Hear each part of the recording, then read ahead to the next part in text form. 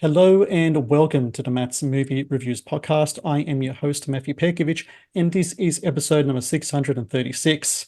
Out now in Australian cinemas is Superman, the Christopher Reeve Story, a documentary that explores the life of the late, great Christopher Reeve, whose life was forever changed after a near-fatal accident left him paralyzed from the neck down.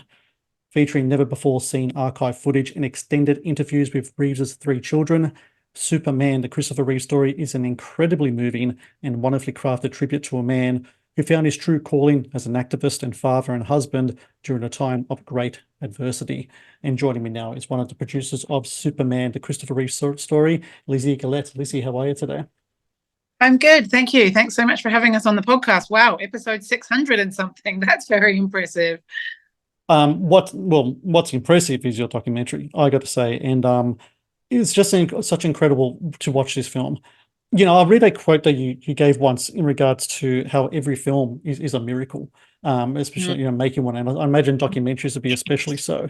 What's really miraculous, I think, about Superman is that it's shown in cinemas. I talk to a lot of documentary filmmakers. It's not always the case. A lot of times, especially in the last 5 years or so, streaming, TV, is the way a lot of these feature documentaries go. You got 43 countries, including Australia now as well. The US, it just had it expanded your theatrical umbrella there.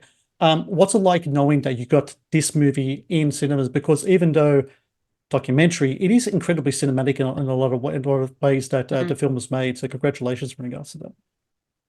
Oh, it's absolutely amazing. I mean, we believe that documentaries are films and that are best seen with other people on a big screen, just like, proper movies. And so from the very beginning, we felt that if we got the film right, this was a strong theatrical experience for people. And we didn't know, though. We made the film entirely independently, so we didn't have like Warner or anybody on board from the beginning. We didn't have Netflix or Apple or any of the big streamers. We took a risk. We financed it independently. We made the film, and then we took it to Sundance Film Festival. And before that Sundance premiere, not a single person had seen it. And the crying, it was about 500 people in the premiere, and the crying and the responses were so amazing. And then we had this wonderful situation where lots of people wanted the film, and we were able to, as a team, think about what was most important. And obviously the sale price was important and the kind of caliber of the partners, but ultimately theatrical commitment was really important to us. And we struck a deal with Warner, and they committed right from the beginning to really focus on theatrical for the film. And we were so proud. We have the Barbie marketing team, and they're treating it just like a blockbuster. So they have they have Beetlejuice, then Joker, and then Superman. And so, we feel very proud. It's, as you said, opening in 43 countries. In America, we have 1,100 screens. I'm just going to move to a quieter room because I'm in the office. And hey, Dot. Hey, sorry. Just so that you don't have to have all that sound. Are you doing video recording or just audio? It will just be audio. Okay, perfect. So we're just over the moon with the theatrical. We really hope people turn out to see it. I think Australia has over 67 screens, so it's one of the biggest rollouts, and I feel like this will, the Australian market, but let's see. The Matt's Movie Reviews YouTube channel is brought to you by TeePublic. TeePublic is the world's largest marketplace for independent creators to sell their work on the highest quality merchandise. With over 1.2 million designs, TeePublic is sure to have something you'll love. You mentioned a word before, Are team. you there? Yes, I am here. You mentioned a word before, team. It's a very important word in regards to this story because Christopher and indeed Dana Reeves have their own team, their children, who are keeping their legacy alive. And they were waiting. They were ready. It took a while, but they were waiting for the right conditions to come across for Christopher's story to come on board. And then you have Misfits production company, which you work for, and previously with that Passion Films as well. And the people there, it's almost like a serendipitous kind of thing, how they kind of got involved. From what I understand, the archivist producer from Misfits got in touch with the Reeves children to get some footage, permission for footage. It turned into things like, hey, we're thinking of maybe doing a film, what you guys got. And it kind of happened that way. What else is there though in regards to how you wanted to present Christopher's story to the Reeves children? Because I'm sure they were very specific in how they wanted their parents' legacy to be told on screen, especially considering, of course, their mother and father, but also, you know, beyond Christopher's life and work, his legacy is also in activism and advocacy. And I'm sure like that is still has a big impact on a lot of people's lives as well. And this film definitely shows that in this incredibly important part of the Reeves family still, because they're taking care of those interests on Christopher and Dana's behalf.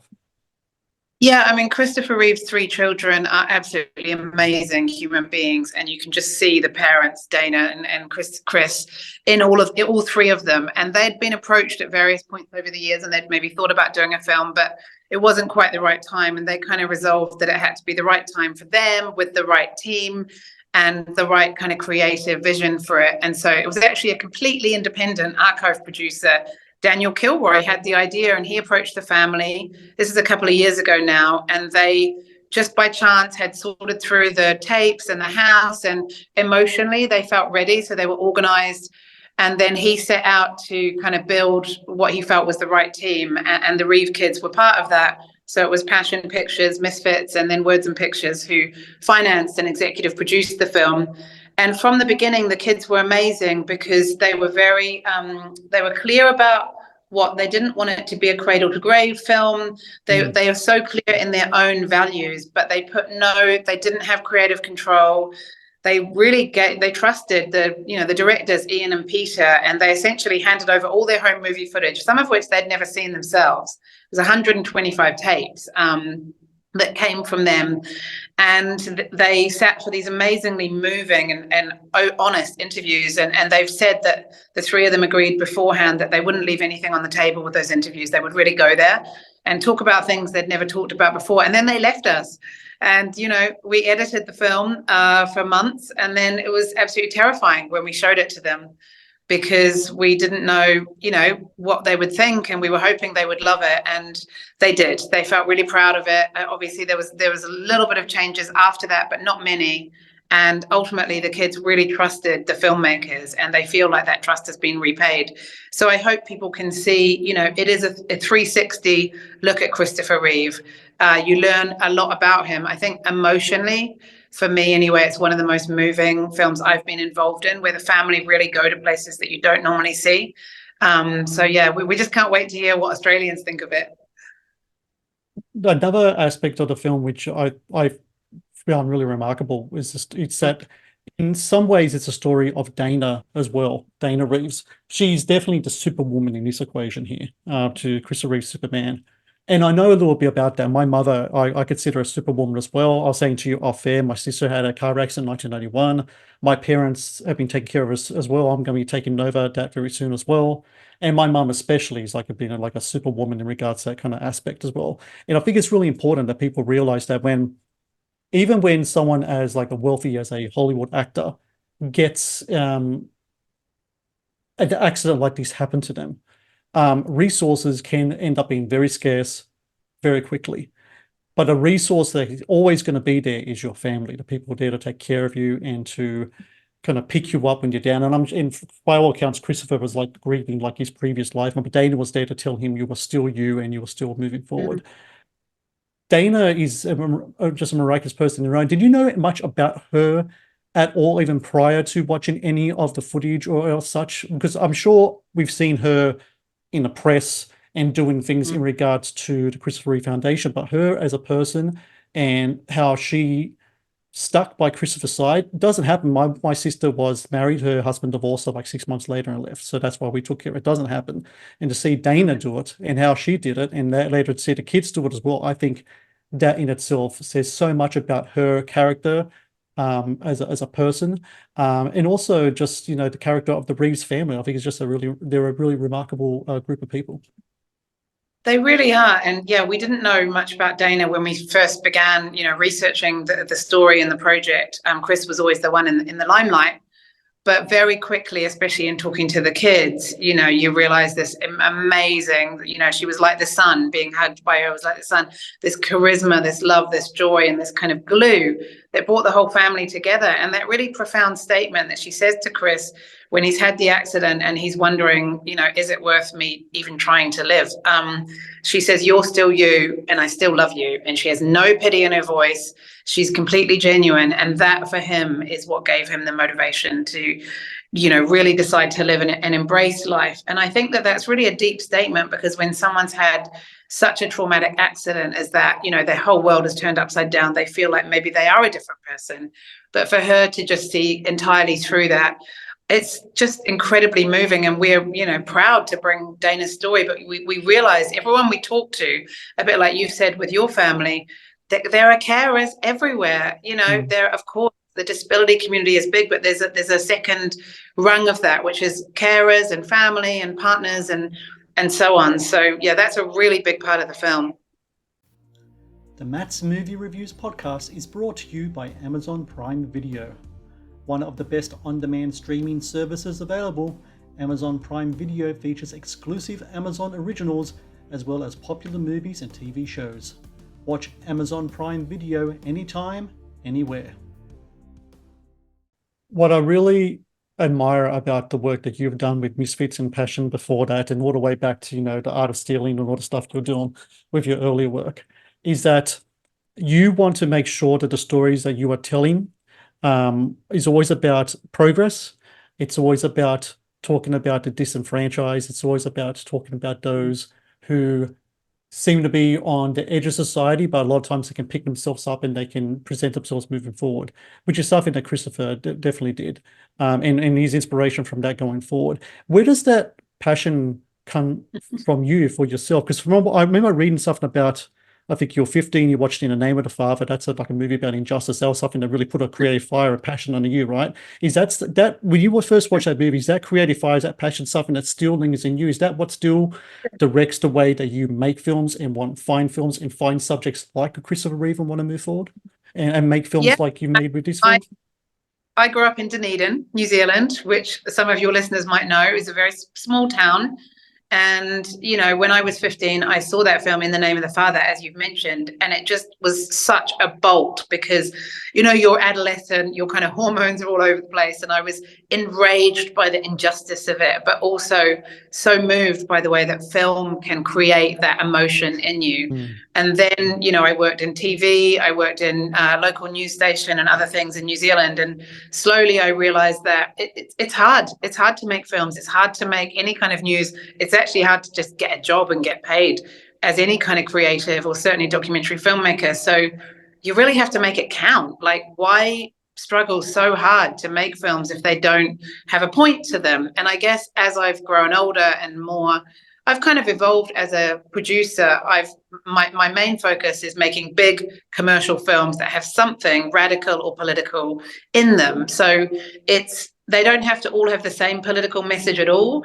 And I really do think that bigger films have more social impact overall because they're just seen by more people, even if they're not as radical as some people might think. Like, for example, the animated film WALL-E probably had more climate impact than many, even I did climate change documentaries and so on. I think that WALL-E really stuck in people's minds, like the overconsumption, the always looking at your screens and so on. It was like a foretelling of the future. But, at Misfits, we try and make big global stories that people are really interested in watching and that in some way change you when you see them. It's not that we want to make worthy films. It's not that we want to dictate any kind of worldview. It's just that we believe films can change you in some way. And each film you go and see, it's a choice. People have so much other competition. And so, yeah, we feel really strongly about that. And that's partly why cinema is so important to us, because you have that communal kind of experience with other people. If you want to make movies that change other people, when you make a movie yourself, when you're in the thick of it, when you are behind Oz's curtain and you're making a film, does it still have an impact on you, even though you're more on the business creative ends of making a film? Can it still have an impact on you when watching it? Can you disengage yourself as a maker of film and watch it as an audience member and be infected in the ways that other audience members do? That's a really good question.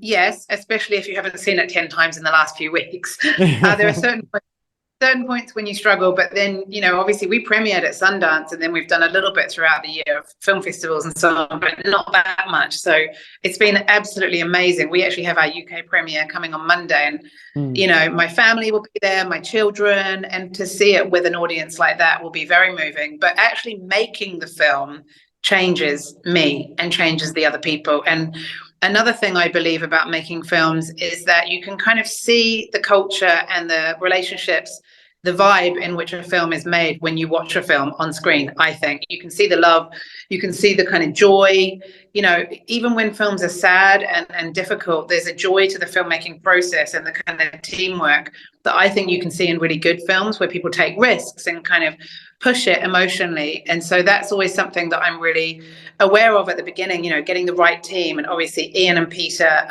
were amazing film directors, and I was a huge fan of theirs, of their McQueen film, and also Rising Phoenix, which is about the Paralympics. So they had this incredible trajectory of making a biopic about Alexander McQueen in the fashion world, really high end, was BAFTA nominated, very successful. And then they'd done this big Netflix doc about the Paralympics, and they knew the disability community well on those stories. And so Christopher Reeve was an absolute no-brainer for them. And I'm so happy, that they came on board and directed the film. They did an absolutely amazing job. And I now work at Misfits with them, partly as a result of that. But we're really proud of Passion, obviously, who were partners on the film and started the whole thing.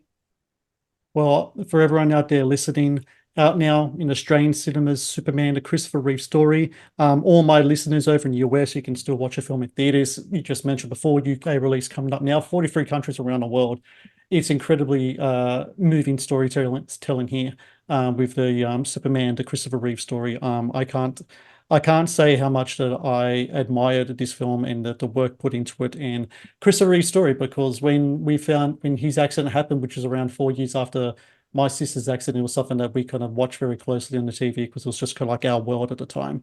And for everyone else out there, this is just an incredible movie you have to watch, especially in cinemas. Go watch independent films in cinemas, people. It's vital that people do this. And Lizzie Gillett, I thank you so very much for your time, and thank you for your movie as well. It's been a pleasure to talk today. Real pleasure. Thanks so much. Thank you for watching the Matt's Movie Reviews channel. Please subscribe for more reviews, podcast interviews, and exclusive content.